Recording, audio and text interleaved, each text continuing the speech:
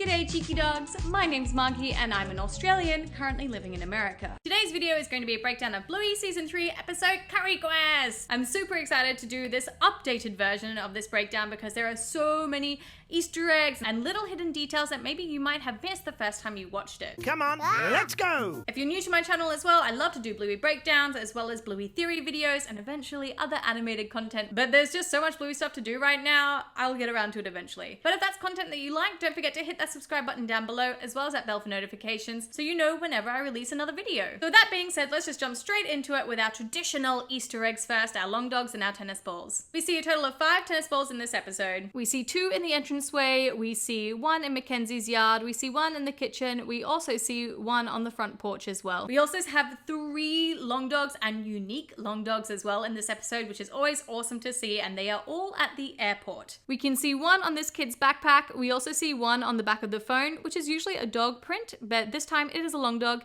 and we also see 1 on the luggage here as well. Now, the biggest Easter egg of all, I think, of this episode is the epic reference to the hero's journey, which isn't just a story that Chili is telling to Bluey, it is actually a real life thing, and it's a storytelling device that people use to help tell an amazing story. The hero's journey is also known as the monomyth, and it was popularized by Joseph Campbell. It is an amazing resource for writing and storytelling, and it is a 12-step journey. And this amazing person on Reddit actually went through and put it step by step what each of these steps were in Bluey to the hero's journey as well, so definitely go check that out. I'll leave a link in the description down below. But I love that we see Chili basically narrating through this 12-step journey, and we have seen this used before in the episode The Beach as well. Now, speaking of continuity with other references to Bluey episodes as well as just characters in general, we have a few things that we can look at in this episode, with I think the funniest one being the quest for rainbow yarn that Chili is going on. I'm on a quest to find rainbow yarn.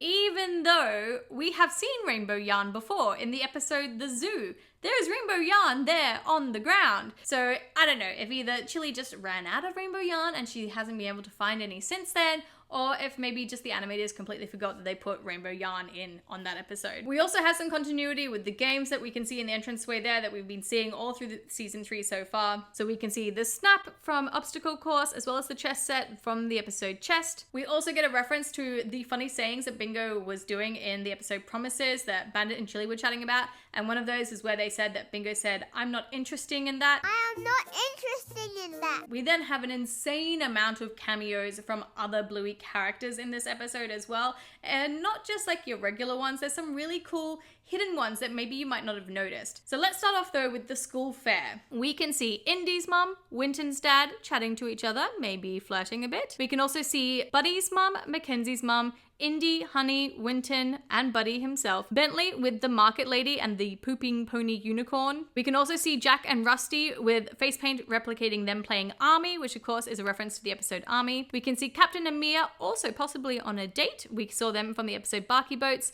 and we can also see Pretzel there on the ground eating an ice cream. At the airport as well, we have a load of background characters that we have seen before, and my favorite one I think is that the puppy from Mr. Monkey Jocks who received Mr. Monkey Jocks is also there. We can also see the Hammer Barn checkout chick as well as one of the post office dogs, the bus stop lady, and Winton's dad yet again makes another cameo. Another cool thing of course we see at the airport is the fact that Bluey did eventually finish her rainbow scarf as well, so we can see sort of the continuity just in terms of the 6-week journey basically that they had to go on for this. My next favorite Easter egg is all to do with Mackenzie and Mackenzie's family, because it is so cool the amount of New Zealand and Kiwi references and Border Collie references that the show has included in this. Now the first thing we should probably look at is Mackenzie's mum. This is the first time we actually hear her speak. We have her voice actress as well, who is a New Zealand actress. Her name is Lauren Taylor, or also known as Lauren Horsley. But something different as well is that you might notice that maybe Mackenzie's mum looks a little different. We did see her all the way back in season 1 in the episode Spy Game.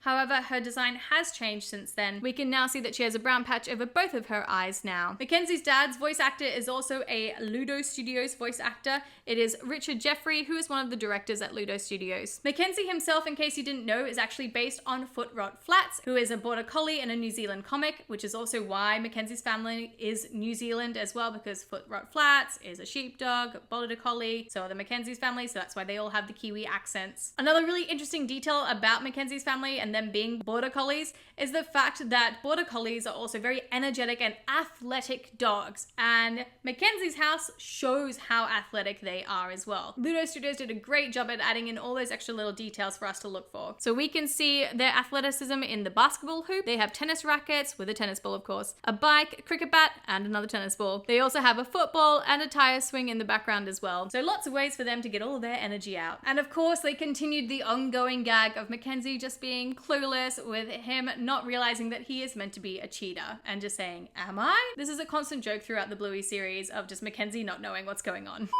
Cheeky dogs, if you've been enjoying this video so far, don't forget to give it a big thumbs up down below and leave a comment. It really means a lot to me into helping build my channel, and the YouTube gods also seem to like channels that have lots of likes in them as well.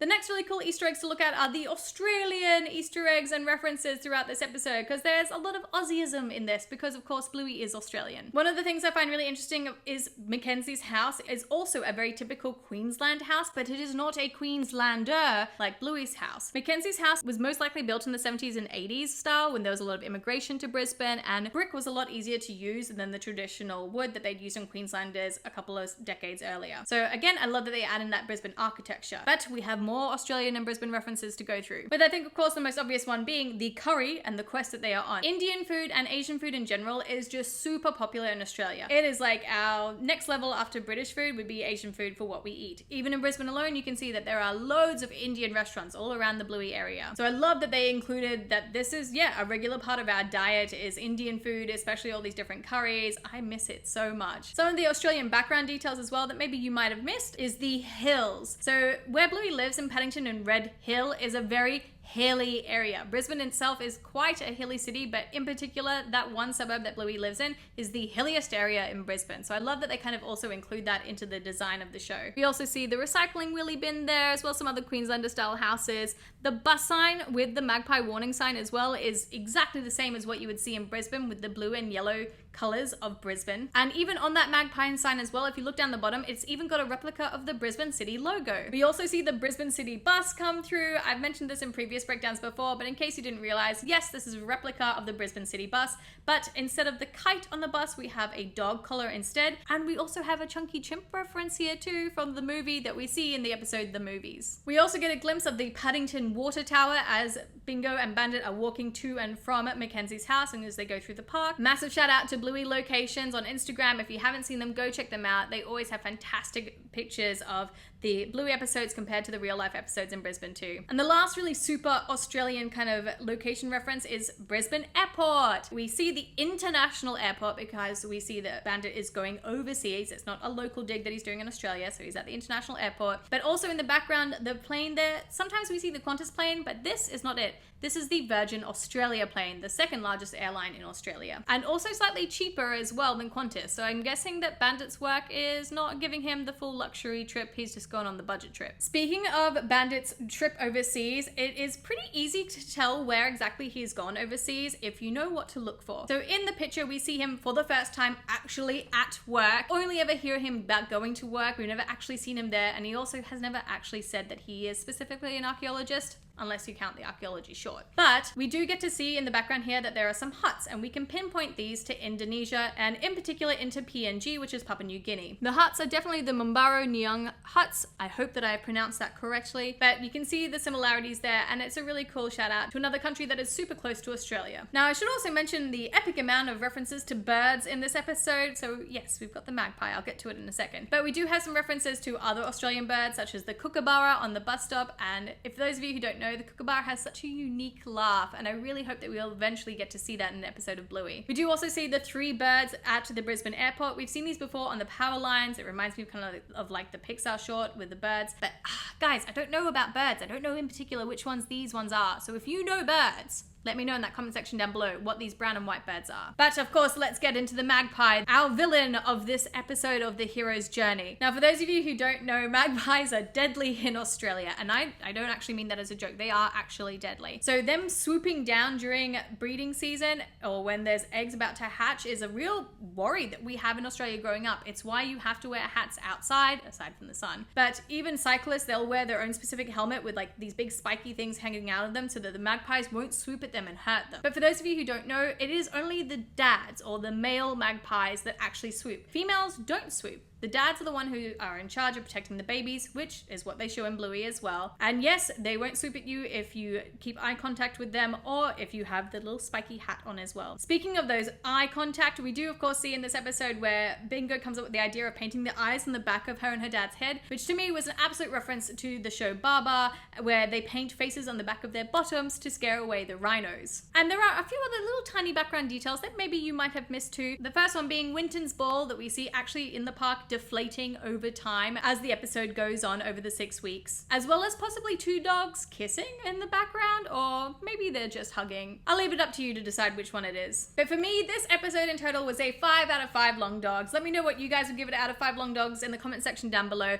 I really enjoyed this episode. I thought it was just so cool that they used the hero's journey and that they literally told us what it was as well as they went through it. The amount of Easter eggs and Australian references was just fantastic. And I loved the idea of just, coming to terms with how to be the hero of your own journey or the hero of your own story as well. And I just think that's a really nice theme to explore, especially in an episode of Bluey. But if you liked this episode and this breakdown, don't forget to hit that like button down below, as well as that subscribe button and bell for notifications if you haven't already. That way you know whenever I release any new videos. But until then, I have picked you cheeky dogs out a few other videos that maybe you would like to watch, and I will see you all in another video. Mwah! Bye!